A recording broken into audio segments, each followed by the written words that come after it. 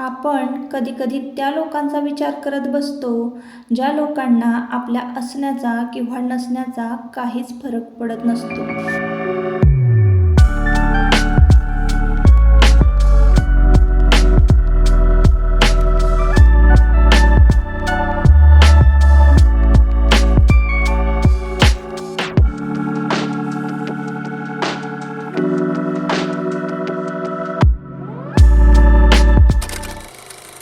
Hello, नमस्कार. मी सुप्रिया. आणखी एका नवीन ब्लॉगमध्ये आपलं मनापासून स्वागत करते. तुम्हाला आजचा दिवस सुखाचा, आनंदी आणि आरोग्यदायी जाओ. तुम्ही जे काही स्वप्न पाहिली असतील ती सगळी स्वप्न तुमची पूर्ण होत. त्याचबरोबर शुभ संध्याकाळ सर्वांना. संध्याकाळची वेळ आहे आणि इथं मी वैभवलक्ष्मी व्रताची पूजा मांडणी केलेली आहे. आजचा वार आहे शुक्रवार. तर मागच्या एका व्हिडिओमध्ये एका ताईंनी कमेंट केली होती की तुमचं जे देवघर आहे तसंच आम्हाला तयार करून मिळेल का, किंवा त्याच्या डिटेल्स द्या. तर ज्यांना कोणाला माझं देवघर आवडलेलं आहे आणि म्हणजे पाहिजे असेल तर तुम्ही मला इंस्टाग्रामला डायरेक्ट DM करू शकता. मी डिटेल्स तुम्हाला देईन. जर तुम्ही वाईच्या आजूबाजूला आहात किंवा पुणे मुंबईपर्यंतसुद्धा डिलेवरी होऊ शकते. मी त्याच्या डिटेल्स पण तुम्हाला देईल आणि मला हे कितीपर्यंत बसलेलं आहे तसं मी तुम्ही जर मला DM करून विचारलं तर मी सगळ्या डिटेल्स तुम्हाला सांगणार आहे. तर चला, आता इकडे ना कप धूप लावला होता आणि कप धूप जेव्हा पण मी लावे ना तर आमच्या घराजवळच म्हणजे गोशाळा आहे आणि त्या गोशाळेमध्ये ना असे शेणाचे धूप तयार केलेले मिळतात आणि हे ना म्हणजे केमिकल वगैरे काही वापरलेलं नाही. ओरिजिनल म्हणजे व्यवस्थित असं घरच्या म्हणजे घरगुती पद्धतीनं हे तयार केलेला हा धूप आहे आणि तरीसुद्धा किती छान असा धूप त्याचा पसरतो आहे. तर हे कप धूप ना मी वापरत असते आणि वरती फक्त कापूर लावून द्यायचा त्या कप धुपाच्या आणि तो कापूर विझला की छान असा कापराचा सुगंध येतो आणि त्यानंतर मग अशा पद्धतीनं हा धूप छान सगळीकडं पसरतो. इतकं भारी वाटत होतं ना. संध्याकाळची ही पूजा मांडणी करायची असते. ज्यांना वैभवलक्ष्मी व्रताची पूजा माहिती पाहिजे आहे तर मी थोडक्यात सांगते. ही जी उपासना आहे किंवा हे जे व्रत आहे तर ते कोणीही करू शकतं.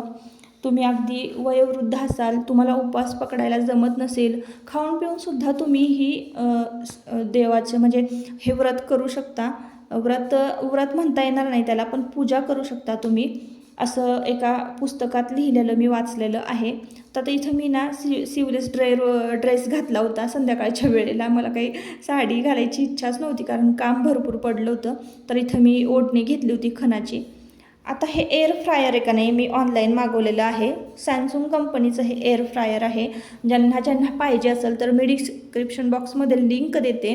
तर मला हे कितीला बसलेलं आहे ते तुम्ही चेक करू शकता त्याची प्राईस. पण एकदम एक नंबर आहे ताईंनो. आपल्या घरामध्ये जेवढे पण म्हणजे इलेक्ट्रॉनिक्स गॅजेट जे आहे ना, आपलं काम जे की सोपं करतात. मग ते कांदा कटर असू दे किंवा मिक्सर असू दे, फूड प्रोसेसर असू दे आणि त्यानंतर हे असू दे, एअर फ्रायर असू दे, खूप खूप काम म्हणजे हलकं होतं आपलं.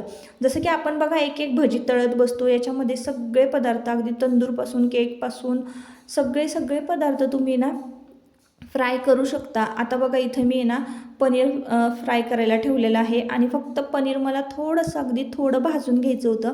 तर मी ते सिलिकॉनचं भांडं मिळतं तर त्या भांड्याला थोडंसं तेल लावलं आणि त्यामध्ये फक्त 5 मिनटं ना 200 सेल्सिअसवर हे करायला ठेवलेलं आहे. टेम्परेचर लावून दिलेलं आहे. वापरण्यासाठी सुद्धा एकदम इझी आहे, इझी टू यूज आहे त्याचा. म्हणजे काहीच एवढं अवघड नाही आहे की हे सेटिंग करायचं आहे, ते सेटिंग करायचं आहे, अजिबात नाही. तर मला हे घ्यायचंच होतं आणि आता मी डायरेक्ट घेऊन टाकलं. म्हटलं चला घेऊन टाकूया. तर इथं टेम्परेचर वगैरे दिलं असतं, प्लस मायनस करायचं असतं किंवा त्यानंतर त्याच्या बाजूला टायमर असतो. टायमर तुम्ही किती सेट करायचं आहे, प्लस मायनस ते दिलेलं आहे.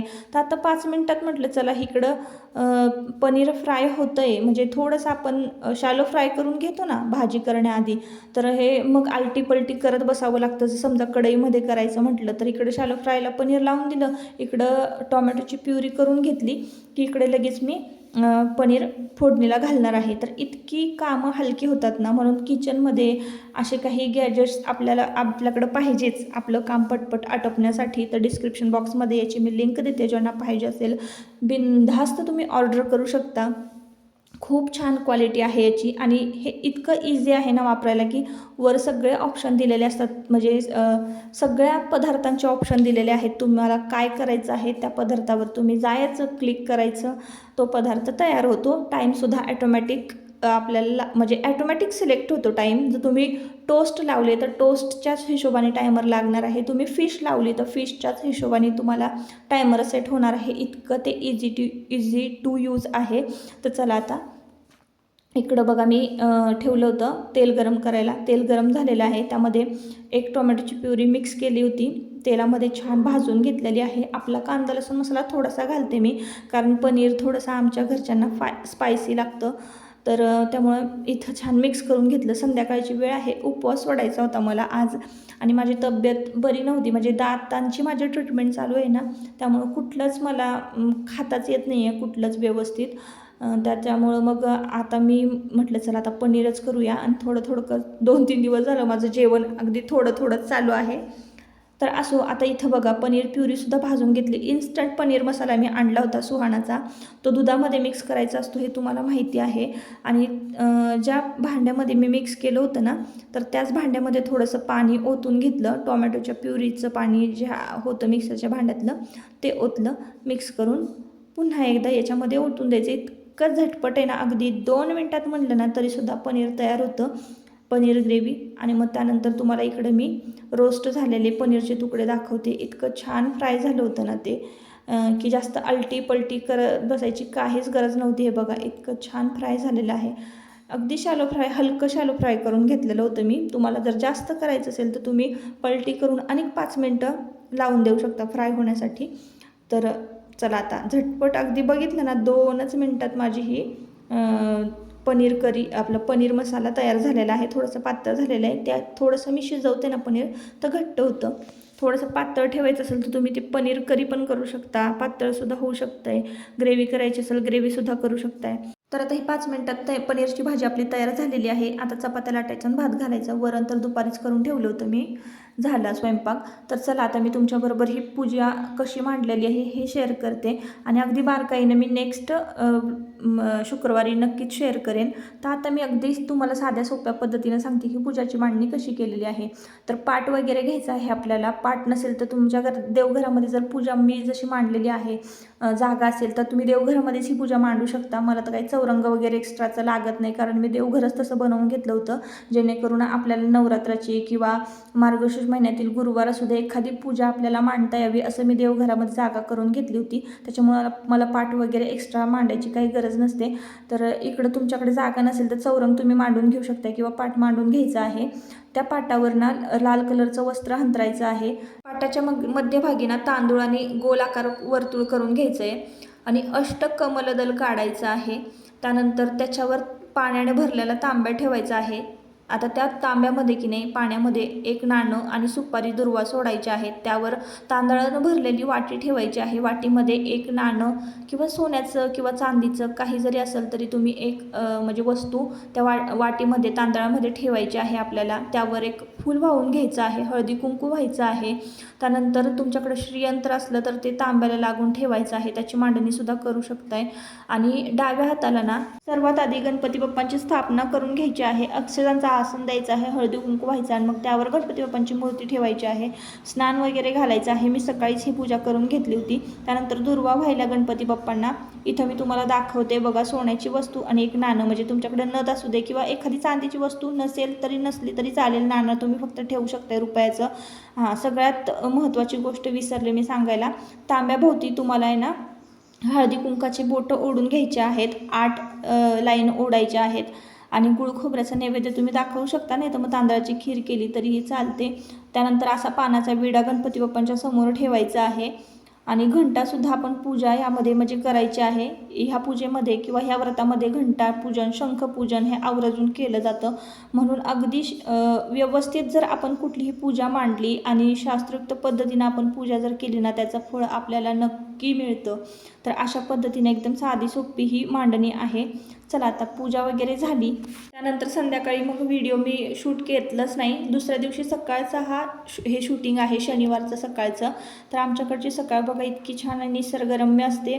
तर संध्याकाळी झालं असं की मी थकले होते खूप दिवसभराची कामं करून, त्याचं काही मी शूट घेतलं नव्हतं. पण संध्याकाळचं व्रताचं म्हटलं चला आज तुमच्याबरोबर शेअर करूया. शनिवारची सकाळ होती ही, आणि श्रावण महिना चालू झाला ना की आमच्याकडं इतकं छान म्हणजे आरती होते, पूजन होतं. तर त्याचा आवाज आरतीचा सकाळी सकाळी कानावर पडतो, तुम्हाला सुद्धा ऐकू येत असणार आहे.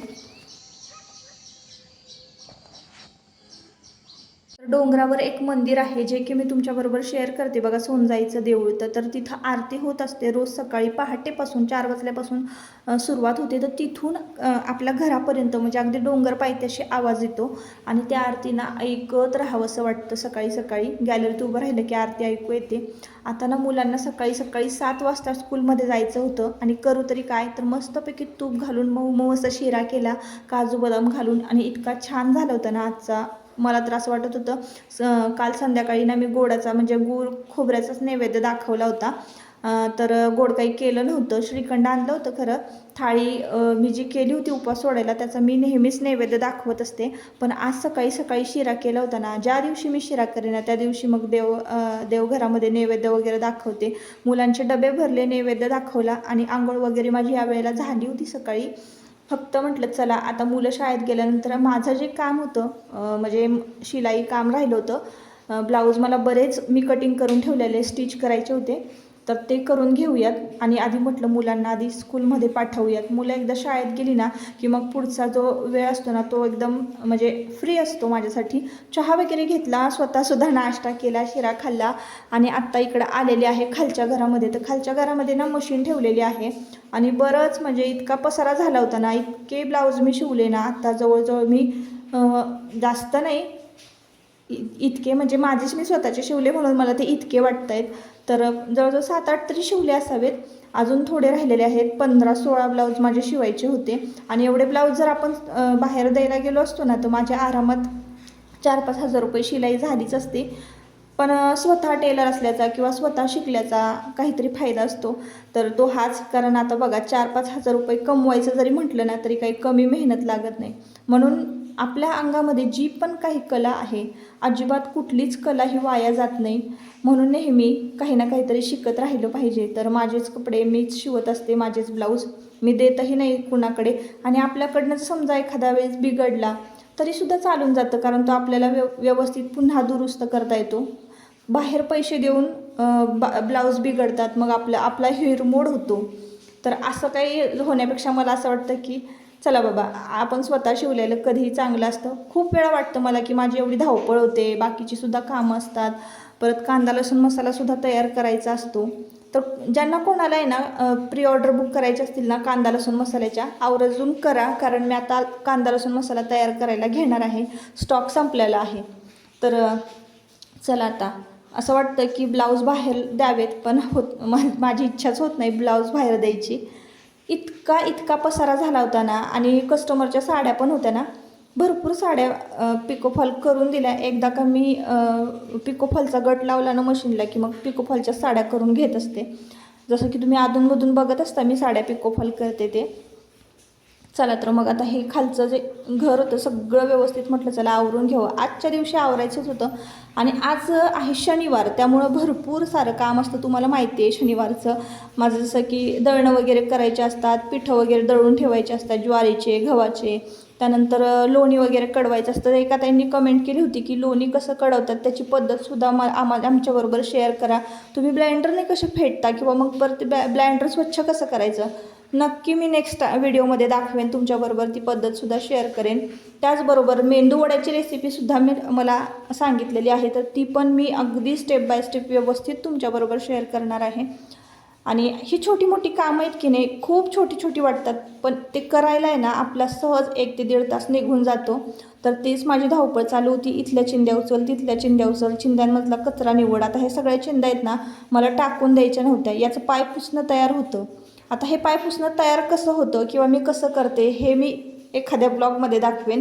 त्याला अगदी आवर्जून निवांत असा वेळ काढायला पाहिजे, आणि असं आहे की वेळच मिळत नाही. तर थोडंसं फास्ट मोशनमध्ये मी तुम्हाला व्हिडिओ तुमच्याबरोबर शेअर करते. तर इकडचं सगळा कचरा आवरून घेणार आहे आणि सगळं हे झटपट सगळं स्वच्छ करून घेणार आहे.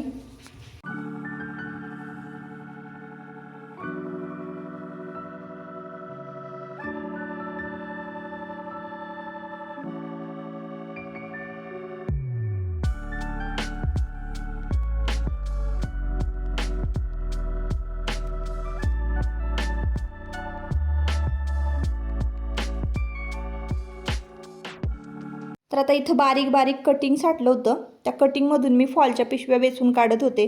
म्हणजे ते कटिंग आणि फॉलच्या पिशव्या आणि फॉलचे कागद सगळे असेच पडलेले असतात. तर एवढे सगळे फॉलचे पेपर म्हणजे प्लॅस्टिक आणि कागद जमली होतीत ना, माझा तर विचार पडतो की आता ह्या प्लॅस्टिकचं विघटन कसं होणार आहे. म्हणजे एवढं सगळं प्लॅस्टिक माझ्याकडे हल्ली जमायला लागलेलं आहे. जेव्हापासून मी फॉल लावायला सुरुवात केलेली आहे ना साड्यांना, फॉल बिडिंगला घेते साड्या, तेव्हापासून एवढं सगळं प्लॅस्टिक जमतं आहे. आणि याचं विघटन होणार कसं आहे, मला तर कधी कधी म्हणजे टेन्शनच येतं. ज्याला निसर्गाप्रती प्रेम आहे, जो निसर्गाची काळजी करतो, देशाची काळजी करतो, कारण आपण ह्या जगात जन्म घेतला आहे तर आपण निसर्गाचं देणं लागतो, देशाचं देणं लागतो. हा विचार ज्याचा मनात येतो ना, त्याच्याच मनाला चटका बसू शकतो की प्लास्टिक एवढं जमलं आहे, आता ह्याचं होणार काय. तर मला असं वाटतं की जे फॉल बनवणारी कंपनी आहे ना, त्यांनी अजून हलक्या दर्जाचं प्लॅस्टिक वापरायला पाहिजे, अजून हलक्या पातळ दर्जाचं प्लॅस्टिक वापरायला पाहिजे, जेणेकरून ते विघटन तर होणारच नाही, पण थोडं सोपं जाईल ह्या सगळ्या गोष्टी. तर चला असो, आता माझी खालची रूम स्वच्छ झाली आणि जेवायला बसणार होते मी दुपारी. मस्त पनीरची भाजी घेतली, कशी झाली म्हटलं दाखवावी तुम्हाला. शिरा होता सकाळचा, श्रीखंड, चपाती. पनीरची भाजी थोडी शिल्लक राहिली होती, एकदम टेस्टी झाली होती, तीच घेतलेली आहे जेवायला. चला आता परत भेटूया नेक्स्ट ब्लॉगमध्ये. तोपर्यंत स्वतःची काळजी घ्या, मजेत राहा आणि ब्लॉग जर आवडला असेल तर नक्की आपल्या चॅनलला सबस्क्राईब करा.